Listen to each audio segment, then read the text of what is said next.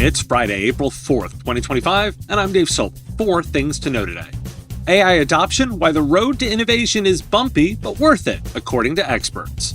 North Korean IT scams go global while Microsoft gets tough on spam, plus the DoD's Signal investigation. Enable integrates TD SYNNEX finances and Microsoft bets on cloud PCs, what MSPs need to know, and AI hype versus reality. Are incremental gains enough to compete globally? This is the business of tech. A new study by researchers at the University of Toronto, University of Oklahoma, the Census Bureau, and the National Bureau of Economic Research at Stanford examines the impact of artificial intelligence in American manufacturing. Utilizing data from the U.S. Census Bureau for the years 2017 and 2021, the researchers identify a productivity pattern known as the J-curve. This indicates that companies experience short-term productivity losses before realizing long-term gains following AI adoption. The study highlights that initial use of industrial AI leads to significant increases in work-in-progress inventory and investment in robotics, while also resulting in labor reductions and declines in profitability. Notably, older businesses are more affected by these losses, though growth-oriented strategies can mitigate them. The findings suggest that early adopters of AI see stronger growth between 2017 and 2021, provided they survive the initial phase. The research emphasizes that AI's benefits may not be immediately evident, particularly for established firms. A panel of artificial intelligence researchers has offered that the field is currently pursuing the development of human-like intelligence in the wrong manner. The insight emerged from the Association for the Advancement of Artificial Intelligence's 2025 Presidential Panel on the Future of AI Research, which included a report from 24 experts. The report noted that 79% of respondents believe that public perceptions of AI capabilities do not align with the reality of research, with 90% stating that this mismatch is hindering progress. Notably, 76% of surveyed researchers indicated that merely scaling up current AI approaches will not lead to achieving human-like intelligence. The panel emphasizes a cautious and collaborative approach to AI development, advocating for safety and ethical governance. And a recent Pew Research Center survey reveals a significant gap in perceptions about artificial intelligence between experts and the general public. While 56% of AI experts believe that AI will positively impact the United States over the next 20 years, only 17% of adults share this optimism, with 35% fearing a negative impact. The survey, which included over 5,000 randomly selected adults, indicated that most Americans are less confident about AI improving their workplaces, healthcare, and education.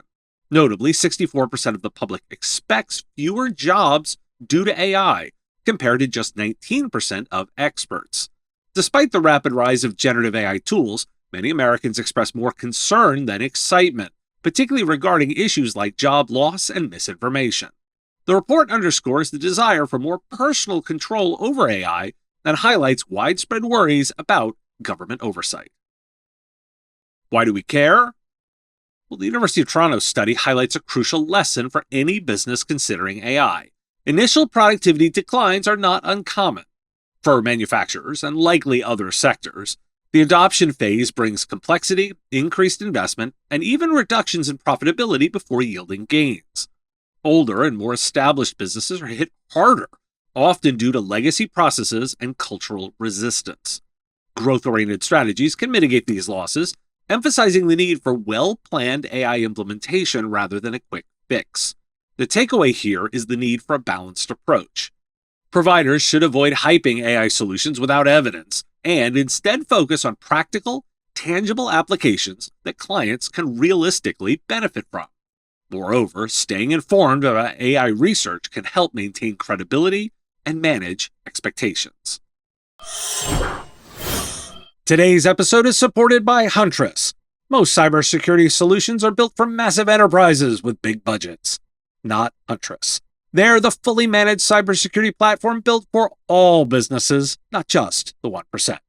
Huntress purposely builds security solutions like EDR, ITDR, SIM, and security awareness training to equip their team of elite threat hunters to handle the heavy lifting of security for you.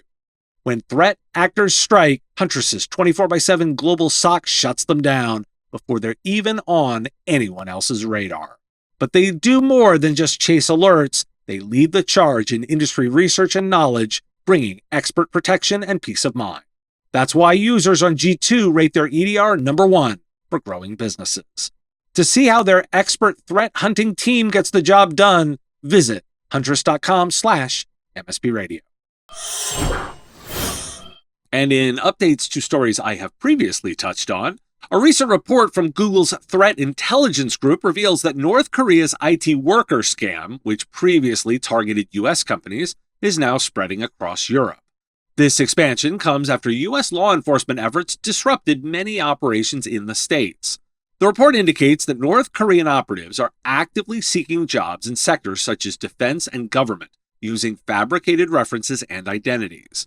One individual reportedly operated at least 12 different personas across Europe and the United States. North Korean IT workers can earn over $300,000 annually, with teams potentially generating over $3 billion each year. The scammers are increasingly targeting large organizations, threatening to leak sensitive information if they are discovered. The FBI has confirmed this shift in tactics, stating that more North Koreans are now attempting to extort companies.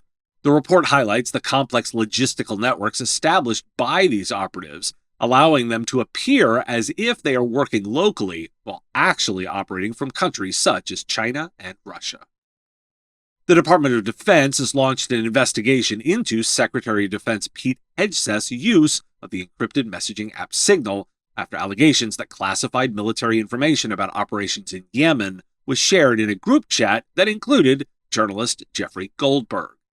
The Senate Armed Services Committee, led by Republican Roger Wicker and Democrat Jack Reed, requested the investigation, raising concerns about the potential security risks associated with discussing sensitive information on unclassified networks. The Pentagon's guidelines suggest that the detailed operational plans discussed could be classified at least at the secret level. The inquiry will assess compliance with DoD policies regarding the use of commercial messaging applications for official businesses. Microsoft is implementing new requirements for high-volume email senders, specifically targeting those sending more than 5,000 emails per day. The changes aim to enhance email authentication and improve security against spoofing and phishing attacks. Starting in May, non-compliant messages will be directed to the junk folder, with potential future rejections for continued non-compliance. Senders will be required to adhere to stricter standards, including mandatory sender policy framework, domain keys identified mail, and domain-based message authentication standards, also known as DMARC. Why do we care? The expansion of North Korean IT worker scams from the U.S. to Europe is a concerning development. These operatives are targeting high-value sectors like defense and government, leveraging fabricated identities to secure lucrative positions. Be warned. DMARC is coming from Microsoft's consumer products, and it's natural to expect their business offerings next.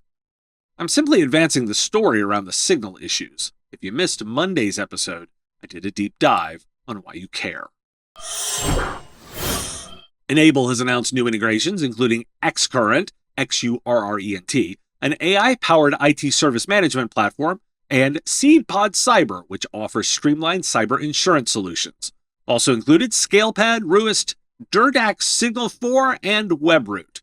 Disclosure, I'm a shareholder.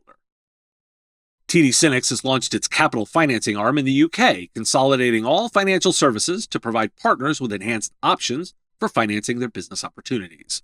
Transactions below £250,000 can now be processed automatically, resulting in faster approvals with fewer rejections. And they have financing options starting at £1,000 and flexible terms ranging from 1 to 5 years. BugCrowd has launched a new managed service provider program aimed at enhancing penetration testing capabilities for small businesses. The initiative addresses a significant backlog of compliance-related tests among small and medium-sized businesses, helping them meet regulatory requirements efficiently. The program leverages the expertise of ethical hackers, enabling providers to offer affordable and reliable compliance testing. The new program promises to speed up engagements, allowing partners to start projects in about 3 business days, which will enhance security capabilities for small businesses. And Microsoft has launched its new business-oriented mini desktop PC, the Windows 365 Link, which connects directly to the company's cloud service. Priced at $349.99, this device is designed to streamline IT management for businesses by reducing the need for hands-on support. Unlike traditional personal computers, the Windows 365 Link operates over the internet with a cloud server, allowing users to work remotely while booting up in seconds.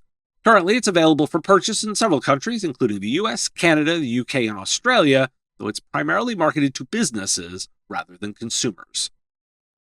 Why do we care? I'm intrigued to see how well that Windows 365 Link sells. There's a business case there for sure. If you recognize a need in the other stories, I've done my job for the other announcements.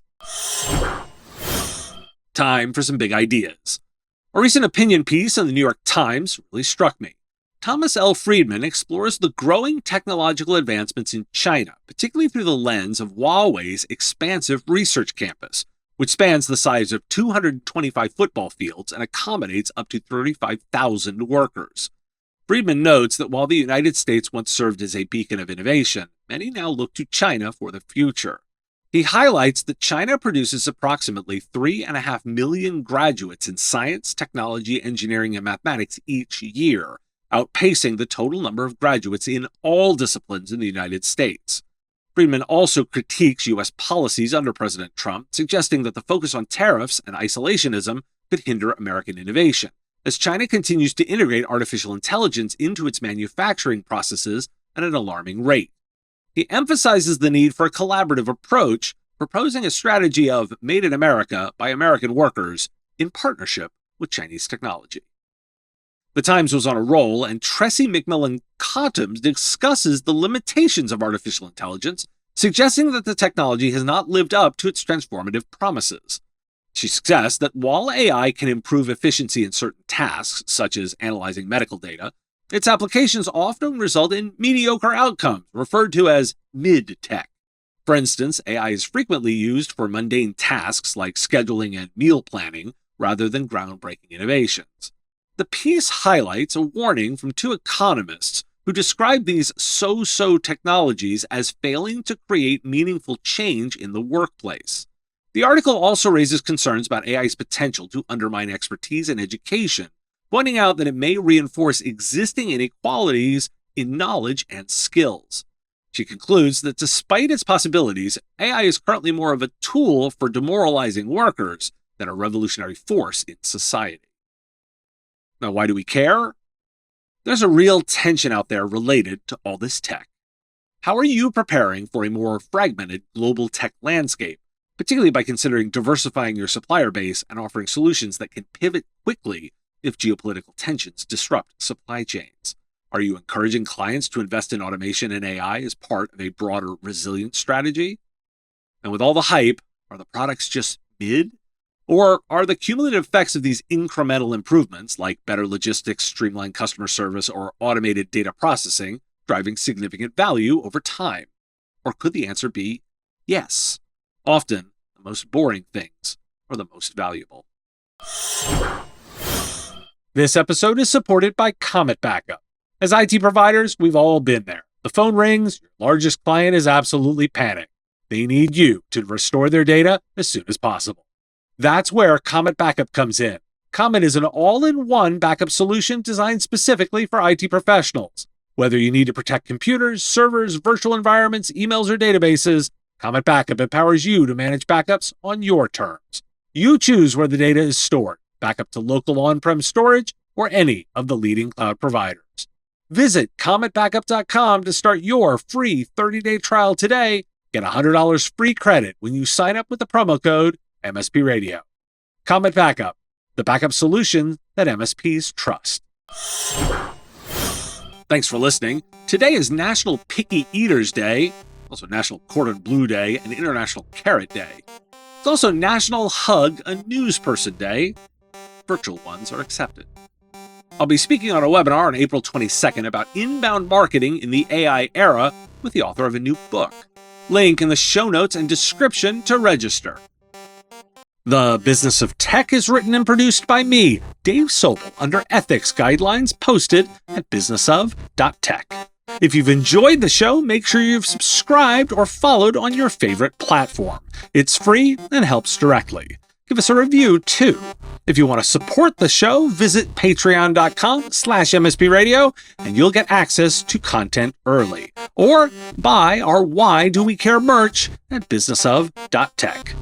Have a question you want answered? We take listener questions. Send them in, ideally as a voice memo or video, to question@mspradio.com.